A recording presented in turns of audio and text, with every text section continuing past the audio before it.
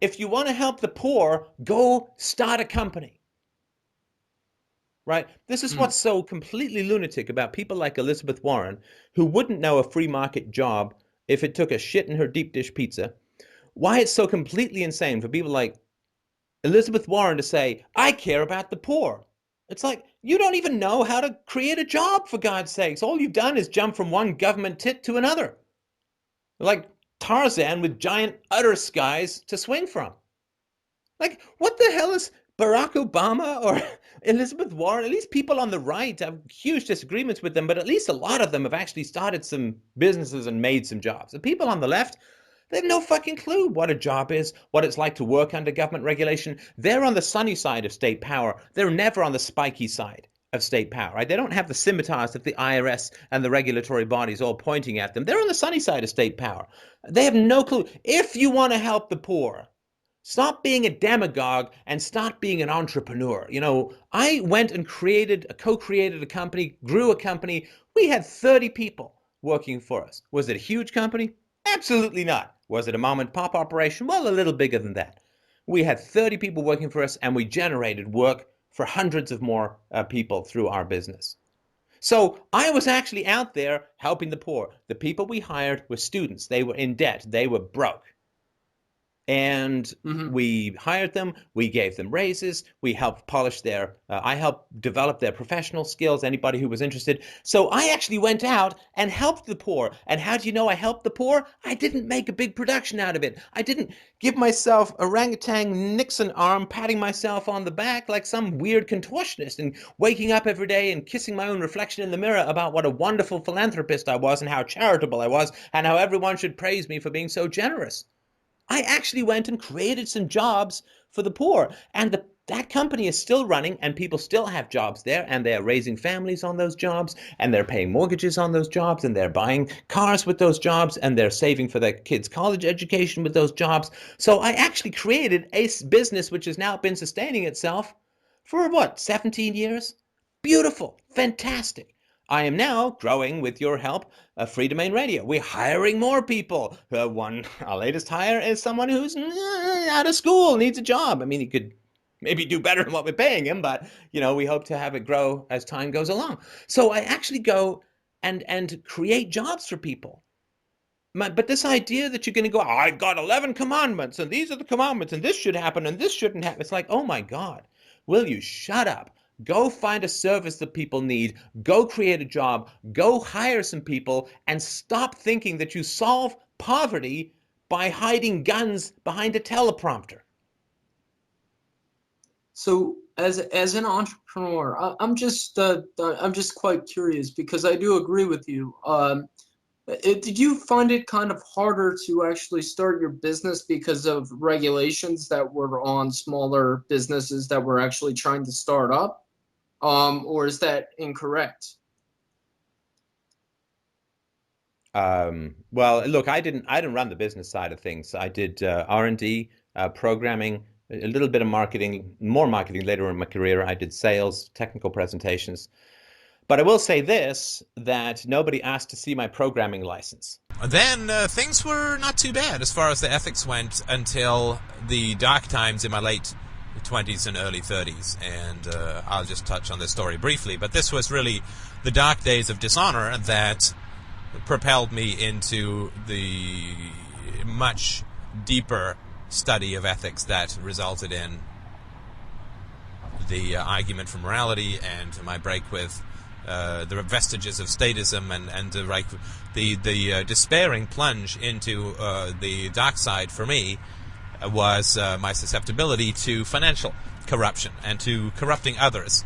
And the story is in The God of Atheists. There's nobody who's read that who doesn't know all these details, but I basically, as you know, I started a company with my brother, and we grew it to a couple of $1 million a year, and we sold it, and I was basically, and I knew that the board was corrupt. I knew that they had lied, and I continued to sell shares, and I claimed that I just didn't know, and I worked hard, and so even though I knew that the business management was corrupt and false, I continued to sell shares and make money. And that was a pretty wretched. That was a pretty wretched thing to look upon in myself. And of course, it's not something that can be undone, right? You can't, when you've made some money selling shares, you can't exactly go and find the people who bought those shares and give them their money back, right? Because the shares peaked. They started off at 8 cents. They peaked at $2.40, and I sold a bunch on the way up, and I sold a bunch at the top, and then they crashed down and basically evaporated and so on. And so it was a pump and dump, right, as I sort of found out the technical term for it later. And I gave myself all the excuses in the world, right? I gave myself all the excuses in the world. I worked hard. It wasn't my fault. The software worked. The technical team was great. Blah-de-blah-de-blah. But nonetheless, my conscience got me, right? I mean, you can squeal, right, but you're still on the spit. And my conscience got me, and it was a very, very hard time in my life. I mean, this is, for God's sake, not self-pity for me, right? I'm the people to be sorry for are the people who bought the shares in the company that I've co-founded. But my brother, and this is not excuses, this is just sort of where I was thinking, right? I mean, the ultimate responsibility for this is mine, as far as my own actions go. But my brother was, that it's perfectly legitimate, that yes, they're selling a story, but that's what stock promotion is all about. And, so my brother, who was, had 10 years of experience relative to me, more in business, was the one leading me down the garden path. And of course, this process of getting this money, making this money, and then selling the stocks and so on, it was a very it was a wild time. It was a wild time in my life, and I'm certainly glad to have gone through it for the knowledge that I gained about my own capacity to exploit others, right? Because it's very easy to moralize when you don't know your own dark side, and I know that I can be occasionally prone to that moralizing, and I try to avoid it. But if you project your own capacity for corruption onto everyone else, if you pretend that you don't have a dark side, and you are just a good guy and everyone else is a bad guy, then it's very hard to have sympathy, right, for others, and it's usually, it's just not true. And so when I got the hang of my own capacity to corrupt and to